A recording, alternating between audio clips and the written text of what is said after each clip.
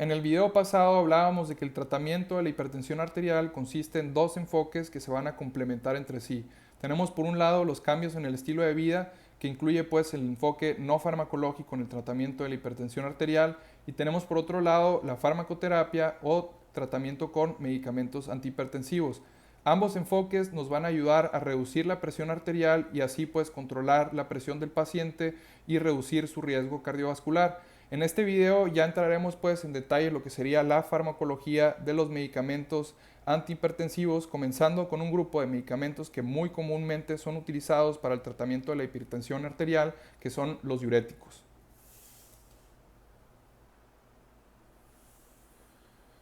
Los diuréticos son un grupo de medicamentos que van a actuar modificando la función excretora renal a través de diferentes mecanismos de acción que van a tener sobre diferentes partes de la nefrona.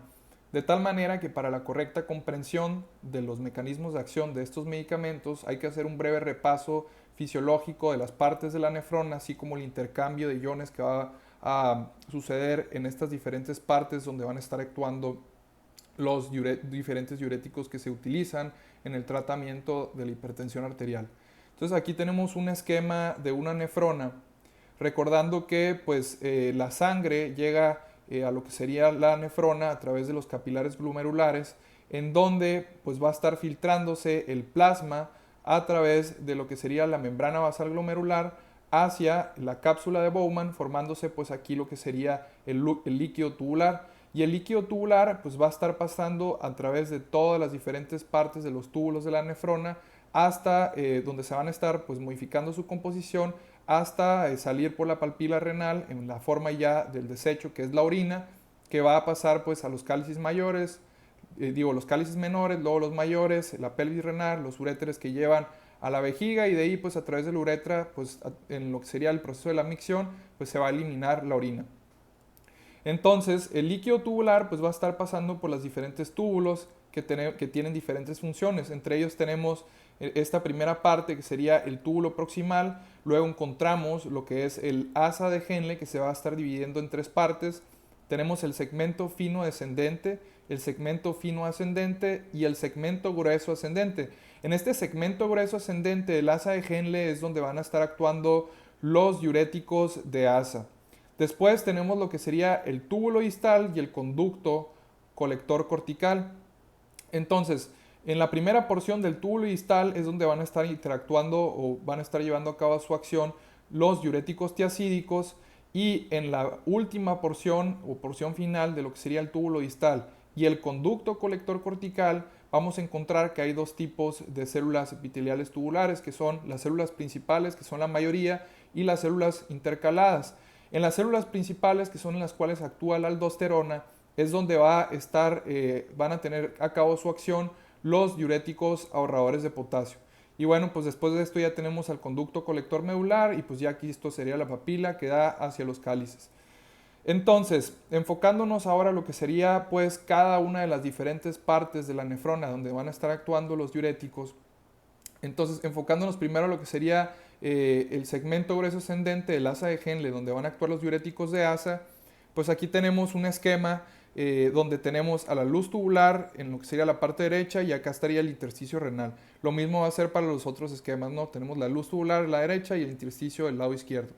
Entonces, en lo que sería la membrana vasolateral, vamos a estar encontrando esta bomba, que es la bomba de sodio-potasio, que va a realizar un transporte activo del sodio hacia el intersticio renal y el potasio hacia el interior de la célula epitelial tubular, generando así un gradiente de concentración que favorece la difusión de sodio desde la luz tubular hacia el interior de la célula. Y este gradiente que pues favorece lo que sería la difusión del sodio va a permitir a este simportador, que es el simportador sodio-potasio 2-cloro, meter el potasio en contra de su gradiente de concentración, así como dos iones cloro. Entonces ya dentro de la célula el sodio va a pasar hacia el intersticio pues a través de lo que sería el transporte activo por la bomba de sodio-potasio, y el cloro va a difundir por este canal hacia el intersticio, y así pues el cloruro de sodio va a ser reabsorbido por los capilares peritubulares. Además, como podemos darnos cuenta, pues este simportador está metiendo dos cargas positivas o dos cationes, así como dos cargas negativas o dos aniones, que son los dos iones cloro y los dos iones pues, que son el sodio y potasio, que son los iones positivos. Entonces, cuando realiza esto, pues como vemos que está metiendo dos cargas positivas y dos cargas negativas, pues podemos pensar que pues se va a estar manteniendo una carga neutral en lo que sería la luz tubular. Sin embargo, hay una pequeña retrodifusión de potasio hacia la luz tubular, de tal manera que pues estaría perdiendo una sola carga positiva de lo que digo, dos cargas negativas de lo que sería la luz tubular y únicamente pues se va a estar perdiendo una carga positiva. Entonces esto nos va a terminar generando una carga positiva en lo que sería la luz tubular, generándose un potencial, una diferencia de potencial transepitelial entre lo que sería el intersticio renal y la luz tubular, y esta va a ser de más 10 milivoltios. Entonces, esta diferencia nos va a permitir que los iones positivos que incluyen el calcio y el magnesio difundan a través de la vía paracelular hacia el intersticio, donde van a ser reabsorbidos por los capilares peritubulares. Entonces, los diuréticos de ACE lo que van a hacer es que van a inhibir a este simportador de sodio, potasio, 2-cloro, pues que vamos a estar viendo posteriormente cuáles son las acciones que esto va a tener, pues cuáles son las consecuencias. Por otro lado, enfocándonos al sitio donde van a estar actuando los diuréticos tiacídicos, que son las células epiteliares tubulares de la primera porción del túbulo distal, aquí vamos a encontrar que igual se va a generar un gradiente por la bomba de sodio-potasio que favorezca la difusión pasiva del ion sodio desde la luz tubular hacia el interior de la célula, y junto con esto se va a estar jalando cloro, y pues ya tanto el sodio como el cloro pues van a estar pasando a lo que sería el intersticio, el sodio por medio de la bomba de sodio-potasio y el cloro a través de este canal. Entonces ya el sodio y el cloro en el intersticio renal van a ser reabsorbidos a través de lo que serían los capilares peritubulares a la circulación otra vez. Y por último, el sitio de acción de los diuréticos ahorradores de potasio son las células principales de la porción final del túbulo distal y el conducto colector cortical. Decíamos que en estas células es donde va a estar llevando a cabo su acción la hormona aldosterona,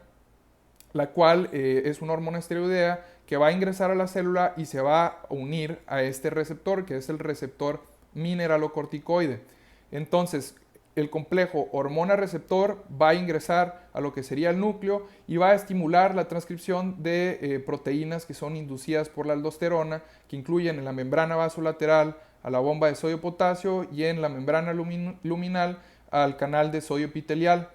Entonces esto va a favorecer, pues la bomba de sodio-potasio genera un gradiente que favorece la difusión de la luz, desde la luz tubular del sodio hacia el intersticio renal, donde va a ser reabsorbido, y del potasio desde el intersticio hacia lo que sería la luz tubular en un proceso conocido como secreción. Entonces vemos que el aldosterol estimula el intercambio de sodio por potasio, lo cual va a tener los efectos de la aldosterona, que son un aumento en la reabsorción de cloruro de sodio y de agua, porque el cloruro de sodio siempre va a generar una presión osmótica en lo que sería el intersticio, que jala agua y también reabsorbe agua por los capilares peritubulares. Y por otro lado, se van a estar secretando potasio de tal manera que disminuye los niveles de potasio en sangre, así como también el potasio que llega a la luz tubular, pues la acumulación de este va a estimular el intercambio de potasio por ion hidrógeno, de tal manera que también se van a estar secretando una mayor cantidad de hidrogeniones, entonces se disminuye también lo que sería los niveles de ion hidrógeno. Y bueno, lo que serían los antagonistas, bueno, más bien los diuréticos ahorradores de potasio van a incluir a dos tipos de diuréticos. Tenemos por un lado a los inhibidores de los canales de sodio epiteliales, que van a bloquear pues la acción de este canal de sodio epitelial, y tenemos por otro lado los antagonistas de la aldosterona, que van a actuar sobre el receptor mineralocorticoide, antagonizando pues la acción de la aldosterona, y pues ambos diuréticos van a tener acciones contrarias a lo que sería la aldosterona, inhibiendo lo que sería el intercambio de sodio por potasio, y pues esto por eso se denominan diuréticos ahorradores de potasio, porque van a disminuir la excreción de potasio aumentando sus niveles. Vamos a pasar entonces ahora a lo que sería la discusión de la farmacología de estos medicamentos que son los diuréticos. Hay tres tipos de diuréticos que están disponibles para el tratamiento de la hipertensión arterial, entre los cuales encontramos los diuréticos de ASA, que también se denominan como diuréticos de techo alto, debido a que al aumentar las dosis de estos medicamentos podemos provocar una acción diurética adicional. Tenemos por otro lado los diuréticos tiazídicos, que también se denominan como diuréticos de techo bajo, debido a que al aumentar las dosis de estos medicamentos por encima de las dosis terapéuticas normales, no podemos provocar una acción diurética adicional. Y tenemos a los diuréticos ahorradores de potasio, que como mencionábamos, estos medicamentos se denominan de esta manera debido a que disminuyen la excreción de potasio por parte del riñón. Entonces, ¿cuáles son los medicamentos que se incluyen dentro de cada una de estas clases de diuréticos y cuáles van a ser las vías por las cuales podemos administrarlos? En el caso de los diuréticos de ASA, encontramos a 4 medicamentos dentro de esta clase, entre los cuales están la bumetanida, que está disponible por vía oral así como por inyección, el ácido etacrínico disponible por vía oral e inyección en forma de etacrinato de sodio, tenemos a la furosemida disponible por vía oral y por inyección, y la torsemida, que únicamente está disponible por vía oral. Ahora, dentro de los diuréticos tiazídicos tenemos a los diuréticos tipo tiazida, que son derivados de la benzotiazina, dentro de los cuales tenemos a 2 medicamentos, que son la clorotiazida, disponible por vía oral y por vía intravenosa, y tenemos también a un medicamento más comúnmente utilizado, que es la hidroclorotiazida, que está disponible únicamente por vía oral. Y dentro de los diuréticos semejantes a la tiazida, que son diuréticos que son farmacológicamente similares a los diuréticos tipo tiazida, pero difieren estructuralmente de estos, tenemos a 3 medicamentos que están disponibles únicamente por vía oral, que incluyen a la clortalidona, a la indapamida, así como la metolazona. Y por último, en el caso de los diuréticos ahorradores de potasio, tenemos a 2 tipos. En el caso de los inhibidores de los canales de sodio epiteliales, hay disponibilidad de únicamente 2 medicamentos disponibles solo por vía oral, que son la milorida y el triamtareno. Y por otro lado, tenemos a los antagonistas de la aldosterona, que únicamente están disponibles por vía oral e incluyen a la espironolactona, que se refiere como un antagonista no selectivo de la aldosterona, debido a que además de antagonizar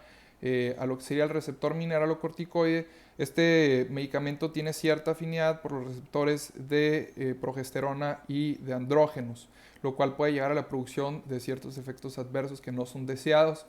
Y tenemos un medicamento más nuevo, que es la epleronona, que es un antagonista selectivo de la aldosterona, ya que tiene mucha menor afinidad que la espironolactona por los receptores de progesterona y estrógenos y andrógenos. Como pudimos darnos cuenta, hay diuréticos que están disponibles también, además de por vía oral, también están disponibles por vía parenteral. Sin embargo, para efectos del tratamiento de la hipertensión arterial, los diuréticos únicamente se van a utilizar por vía oral. Entonces vamos a pasar a revisar lo que es el mecanismo de acción de estos medicamentos. Comenzando pues con los diuréticos de ASA, estos medicamentos lo que van a hacer es que van a inhibir la actividad de este simportador, que es el simportador sodio-potasio 2-cloro, que se expresa en la membrana luminal del segmento grueso ascendente del asa de Henle. Entonces lo que va a pasar es que se va pues a disminuir la reabsorción de cloruro de sodio, que se encarga de generar presión osmótica para la reabsorción de agua desde los segmentos permeables a esta, como el segmento fino descendente del asa de Henle, pues causando diuresis, que es un aumento en la excreción del agua por parte del riñón. Estos agentes tienen el mayor efecto diurético entre todos los diuréticos, más que los diuréticos tiazídicos y mucho más que los diuréticos ahorradores de potasio, debido a que el segmento grueso ascendente del asa de Henle se carga de reabsorber aproximadamente 25% del cloruro de sodio filtrado, y los sitios de la nefrona de corriente abajo no son capaces de compensar el aumento en la carga de sodio que les está llegando. ¿Qué me refiero con esto? Pues básicamente pues del 100% del cloruro de sodio que es filtrado aquí a nivel del glomérulo, el 25% se va a reabsorber a nivel del segmento grueso ascendente del asa de Henle, y pues si inhibimos la reabsorción de este sodio, pues ya los sitios de la nefrona corriente abajo pues no van a tener la capacidad o no tienen la capacidad de reabsorber este sodio. Entonces vamos a inducir tanto una natriuresis como una diuresis intensa. Además, los diuréticos de ASA también inhiben lo que sería la reabsorción de calcio y magnesio, ya que al inhibir al simportador de sodio-potasio 2-cloro, pues se abole lo que sería esta diferencia de potencial transepitelial que mencionamos, que favorece la reabsorción de estos cationes, de tal manera que se va a aumentar la excreción tanto de calcio como de magnesio en lo que sería la orina. Y ahora, para llevar a cabo su acción, los diuréticos de asa pues, deben de alcanzar la luz tubular, donde van a estar encontrándose pues, con su importador al cual van a inhibir. Entonces, para esto, estos medicamentos, debido a que se unen mucho a lo que son las proteínas, y las proteínas no pueden pasar usualmente a través de la membrana basal glomerular hacia lo que sería el líquido tubular, más que nada su llegada al líquido tubular va a depender de la secreción en lo que sería el túbulo proximal por parte del sistema de transporte de ácido orgánico que transporta al medicamento desde el capilar peritubular hacia la luz tubular del túbulo proximal, y ya de este pues va a viajar a través de toda la nefrona por lo que sería aquí el segmento fino descendente del asa de Henle, el segmento fino ascendente, hasta llegar al segmento grueso ascendente, donde se va a encontrar con su transportador y pues lo va a inhibir. Ahora vamos a pasar a la revisión de lo que sería el mecanismo de acción de los diuréticos tiacídicos. Los diuréticos tiacídicos lo que van a hacer es que van a disminuir la reabsorción de cloruro de sodio y agua al inhibir al importador de sodio-cloro que se expresa en la membrana luminal de las células epiteliales tubulares de la primera porción del túbulo distal. Y volvemos a lo mismo, estos medicamentos tienen que llegar a la luz tubular para poder tener su efecto, ¿no? Ya que su importador pues, va a estar expresando en la membrana luminal. Entonces, en este caso,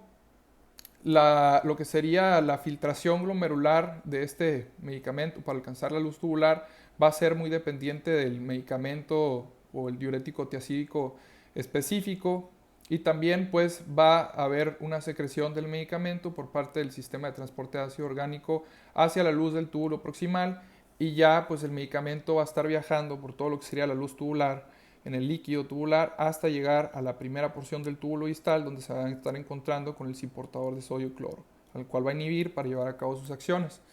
Y por último, en relación al mecanismo de acción de los diuréticos ahorradores de potasio, mencionamos que tenemos dos tipos. En el caso de los inhibidores de los canales de sodio epiteliales, estos van a bloquear lo que es el canal de sodio epitelial en la membrana luminal de las células principales, que ya mencionábamos que se ubican en la porción final del túbulo distal y el conducto colector cortical. Esto pues va a resultar en una disminución del intercambio de sodio por potasio. De igual manera, estos medicamentos van a requerir de llegar a lo que es la luz tubular para alcanzar pues, este canal. Entonces, estos, al ser bases orgánicas, van a ser transportados por el mecanismo de secreción de bases orgánicas en lo que sería el túbulo proximal, y volvemos a lo mismo. El medicamento va a viajar a través del líquido tubular hasta llegar a las células principales que están en esta parte de la nefrona, en la porción final del túbulo distal y el conducto colector cortical. Y ya por último, en relación a lo que serían los antagonistas de la aldosterona, estos van a ser esteroides sintéticos que antagonizan a los receptores mineralocorticoides en el citoplasma de las células principales ubicadas en la porción final del túbulo distal y conducto colector cortical. Entonces esto va a prevenir lo que sería la translocación del complejo receptor hacia el núcleo de la célula,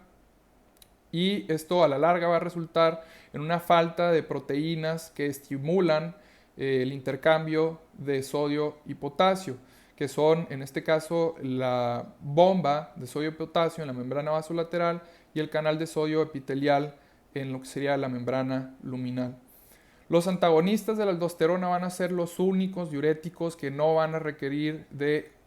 acceso al lumen tubular para inducir diuresis, ya que pues estos son esteroides que fácilmente por su lipofilidad pues van a pasar a través de la membrana para alcanzar a su receptor, al cual van a antagonizar para llevar a cabo pues sus acciones. Habiendo ya hablado sobre el mecanismo de acción que tienen los diuréticos, ahora vamos a hablar sobre las acciones pues, que tienen estos medicamentos, comenzando con los diuréticos de asa.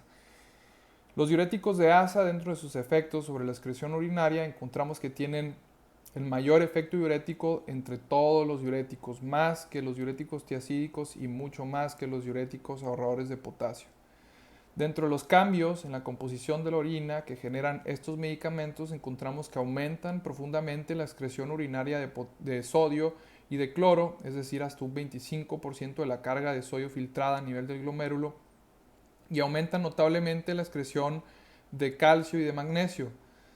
También van a aumentar lo que sería la excreción urinaria de potasio y de ion hidrógeno, lo cual se ha de ver a la mayor llegada de sodio a la porción final del túbulo distal y el conducto colector cortical, lo cual va a provocar un mayor intercambio de sodio por potasio por las células principales, lo cual pues va a disminuir pues los niveles de potasio.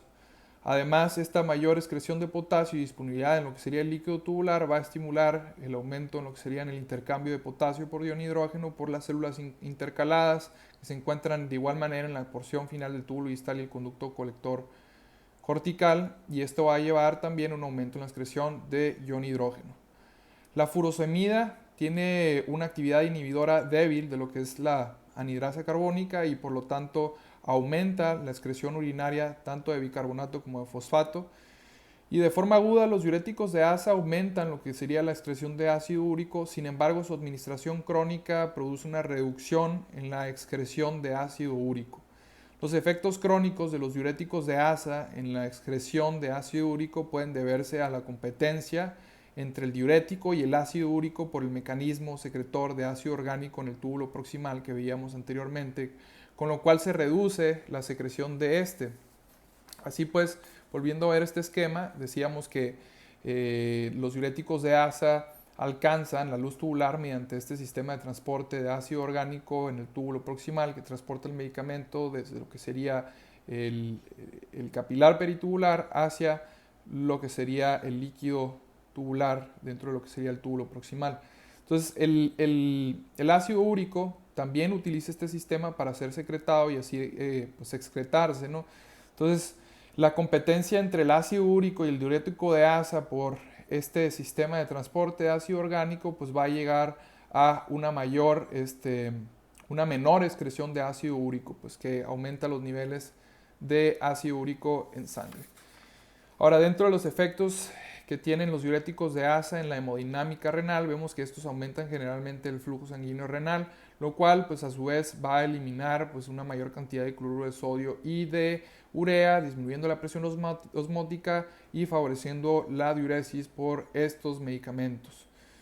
El mecanismo del aumento en el flujo sanguíneo renal no se conoce, pero puede involucrar lo que sería la producción de prostaglandinas. Y los antiinflamatorios no esteroideos o AINES, como por ejemplo el ibuprofeno, el naproxeno, estos medicamentos que se utilizan como analgésicos, antiinflamatorios, así como antipiréticos muy comúnmente, pues estos atenúan la respuesta diurética a los diuréticos de asa al prevenir en parte los aumentos del flujo sanguíneo renal mediados por prostaglandinas, ya que los AINES actúan al inhibir la producción de prostaglandina, al inhibir lo que sería la ciclooxigenasa.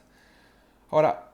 otras acciones que tienen los diuréticos de asa incluyen pues que causan venodilatación aguda y reducen las presiones de llenado ventricular izquierdo a través de una mayor síntesis de prostaglandinas. Este efecto va a beneficiar a los pacientes con edema pulmonar incluso antes de que se produzca la diuresis. Y las altas dosis de diuréticos de asa pueden inhibir el transporte de electrolitos en muchos tejidos, y este efecto es clínicamente importante, sobre todo en el oído interno, ya que puede llevar a la producción de ototoxicidad, especialmente en pacientes con un deterioro auditivo preexistente.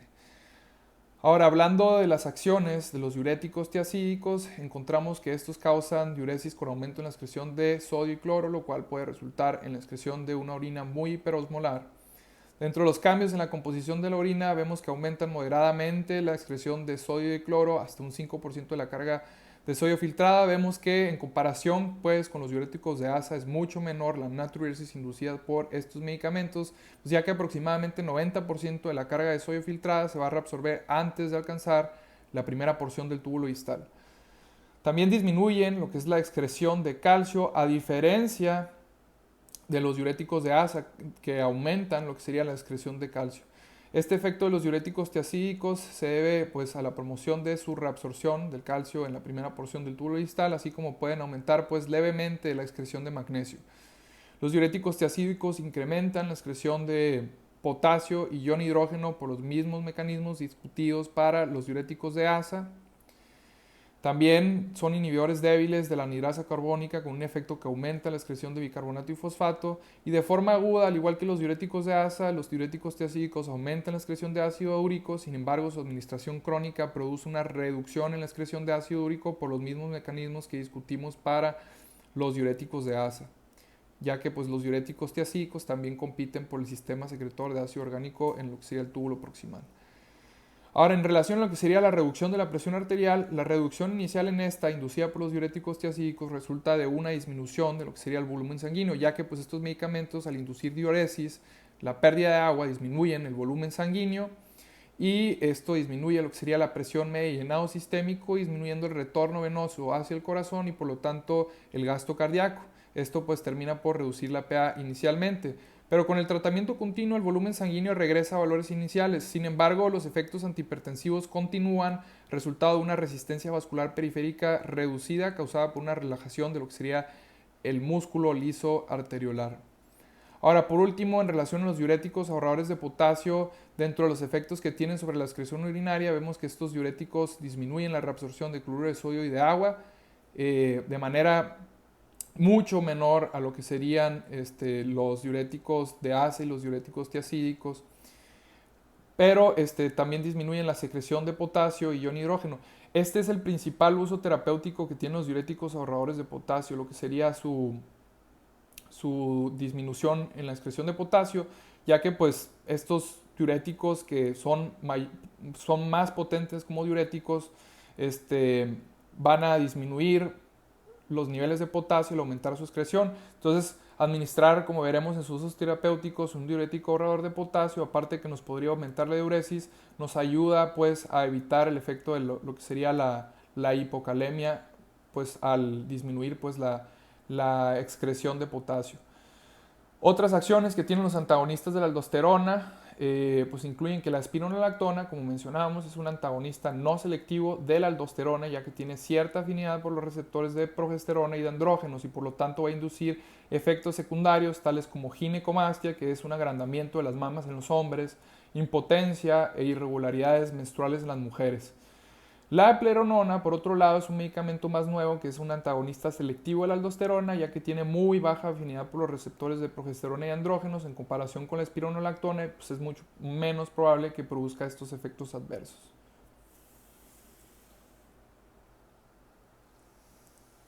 Vamos a hablar entonces, ahora ya que conocemos las acciones que tienen pues, los diferentes tipos de diuréticos, pues ahora cuáles son los usos terapéuticos que se le van a dar a estos medicamentos en el tratamiento pues, de diferentes enfermedades, entre ellas la hipertensión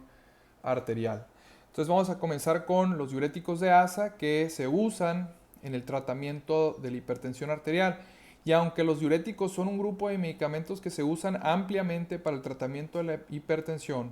en aquellos pacientes con función renal normal, los diuréticos de ASA no se van a considerar diuréticos de primera línea para el tratamiento de la hipertensión,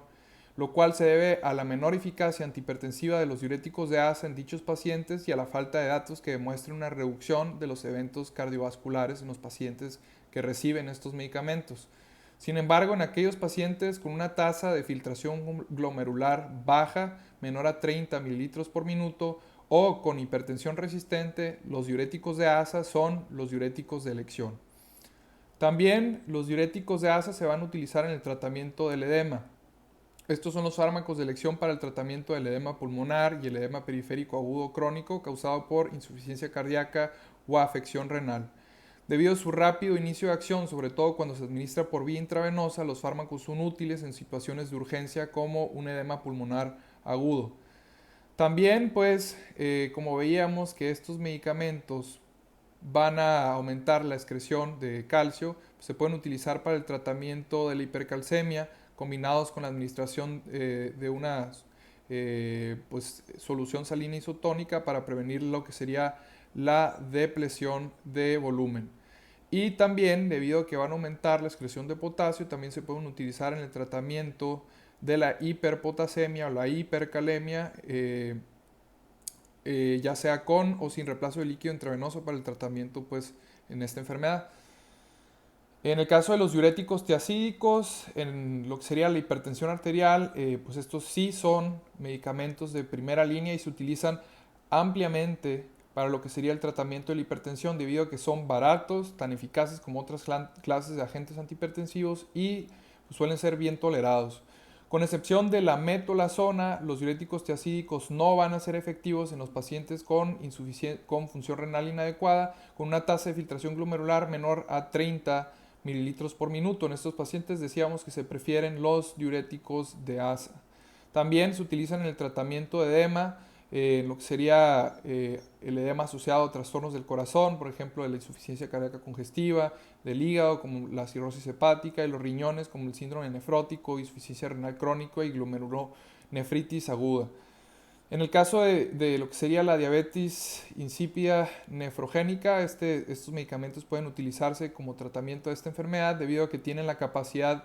única de producir una orina hiperosmolar, y pues el volumen de orina en estos individuos puede caer de 11 a cerca de 3 litros por día cuando se tratan pues con estos medicamentos. También en los pacientes pues con hipercalciuria,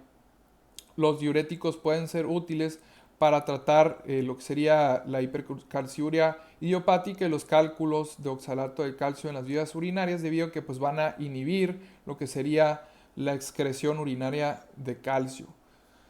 Y en el caso de los diuréticos ahorradores de potasio, en los inhibidores de los canales de sodio epitelial, se utilizan en el tratamiento de la hipertensión y el edema, debido a que pues, la natriuresis es leve, como decíamos, inducida por estos medicamentos. Los fármacos que pertenecen a esta clase rara vez se usan como agentes únicos en el tratamiento de hipertensión y el edema, siendo su principal utilidad en combinación con ya sea diuréticos de ASA o tiacídicos, para prevenir la excreción de potasio que ocurre con estos diuréticos, además de que se aumenta la respuesta antihipertensiva y diurética. También hay una enfermedad que se llama síndrome de Little, que veíamos cuando hablábamos sobre las causas secundarias de hipertensión. En esta enfermedad hay una mutación con ganancia de función en lo que sería el canal de sodio epitelial. Entonces, tratar a los pacientes con este síndrome con inhibidores de los canales de sodio epiteliales pues suele ser efectivo, ¿no?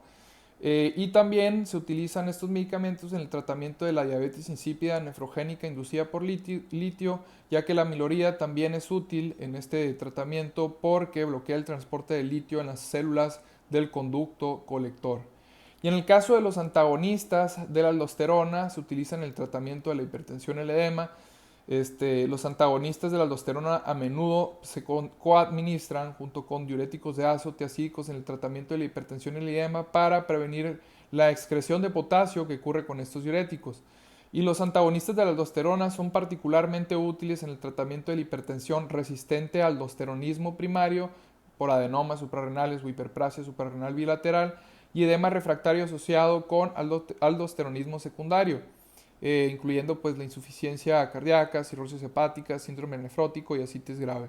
También se utiliza en el tratamiento de la insuficiencia cardíaca sumados a la terapia estándar, ya que pues reducen sustancialmente la morbilidad y la mortalidad en estos pacientes con fracción de eyección reducida. En el tratamiento del infarto agudo del miocardio, pues los antagonistas de la aldosterona pueden reducir la mortalidad en aquellos pacientes con difusión sistólica después de un infarto de miocardio, si se tratan dentro de 3 a 6 días. Y también pueden utilizarse en el tratamiento de lo que sería el síndrome de ovario poliquístico, ya que pues, la espironolactona se puede utilizar fuera de indicación para el tratamiento de esta enfermedad, ya que bloquea los receptores de andrógenos e inhibe la síntesis de esteroides en dosis elevadas, con lo cual puede compensar las concentraciones elevadas de andrógenos que se observan en este trastorno. Vamos ahora a hablar de los efectos adversos que se pueden producir mediante la administración de estos medicamentos y que debemos de tener en cuenta. Muchos de estos efectos adversos los vamos a poder deducir en base a las acciones que tienen estos medicamentos. Entonces vamos a comenzar revisando los efectos adversos de los diuréticos de ASA. La mayoría de los efectos adversos se deben a anomalías en el equilibrio de líquidos y de electrolitos. Entonces, como decíamos, los diuréticos de ASA son los diuréticos más potentes, de tal manera que pueden producir una hipovolemia aguda que puede causar una reducción intensa y rápida de lo que sería el volumen sanguíneo, con posibilidad de hipotensión, shock y arritmias cardíacas. También se puede producir hiponatremia, hipoclaremia, hipocalcemia, hipomagnesemia, hipocalemia o hipopotasemia, que es el efecto adverso más frecuente de los diuréticos de ASA. El potasio sérico siempre debe medirse de manera periódica para monitorizar pues, el desarrollo de este efecto adverso, y la pérdida de potasio inducida por los diuréticos de ASA puede atenuarse administrando un diurético ahorrador de potasio o un inhibidor del sistema renina-angiotensina, ya sea un IECA o un ARA2, en caso de requerirse un segundo fármaco para lograr la mayor reducción de la presión arterial o mediante la suplementación con potasio. También se puede desarrollar alcalosis metabólica debido pues, a lo que sería la mayor excreción de iones de hidrógeno, y se puede desarrollar hiperuricemia debido a la menor excreción de ácido úrico, que pues esta sustancia al ser insoluble se puede depositar en las articulaciones y causar una crisis de gota en aquellos individuos que son predispuestos a esta enfermedad. Por lo tanto, los diuréticos de ASA deben usarse siempre con precaución en pacientes con gota o concentraciones elevadas de ácido úrico. Otros efectos adversos que podemos encontrar con el uso de estos medicamentos incluyen la ototoxicidad, ya que, que se va a manifestar con tinnitus o acúfenos, que es un zumbido en los oídos, discapacidad auditiva, sordera, vértigo y una sensación de llenura en los oídos. Esto generalmente va a ser reversible, pero no siempre. La ototoxicidad ocurre con mayor frecuencia cuando los diuréticos de ASA se infunden por vía intravenosa a una velocidad rápida, a dosis elevadas, o cuando se usan en conjunto con otros fármacos ototóxicos, por ejemplo los aminoglucósidos, que son un grupo de antibióticos. El ácido etacrínico puede inducir ototoxicidad con más frecuencia que otros diuréticos de ASA y debe reservarse siempre su uso solo en pacientes que no pueden tolerar otros diuréticos de ASA. También se puede llegar a desarrollar hiperglucemia, que infrecuentemente desencadena diabetes mellitus, dislipidemia, que puede con aumento de los niveles plasmáticos de triglicéridos y colesterol LDL, y disminución de los niveles plasmáticos de colesterol HDL, y además otros efectos adversos infrecuentes incluyen erupciones cutáneas, fotosensibilidad, parestesias, depresión de la médula ósea, así como trastornos gastrointestinales. Dentro de las contraindicaciones al uso de estos medicamentos encontramos la hiponatremia grave y la hipovolemia, la hipersensibilidad a las sulfonamidas, en el caso de los diuréticos de ASA basados en sulfonamida, que incluyen a la bumetanida y la furosemida, y también la anuria, que no responde a una dosis de prueba de diurético de ASA. Ahora vamos a revisar pues, los efectos adversos de los diuréticos tiazídicos. La mayoría de los efectos adversos también se van a deber a lo que serían anomalías en el equilibrio de líquidos y electrolitos. Dentro de esto encontramos la hipovolemia, que puede causar hipotensión ortostática, que es la hipotensión que se desarrolla con los cambios de posición, o aturdimiento. Hiponatremia, hipoclaremia,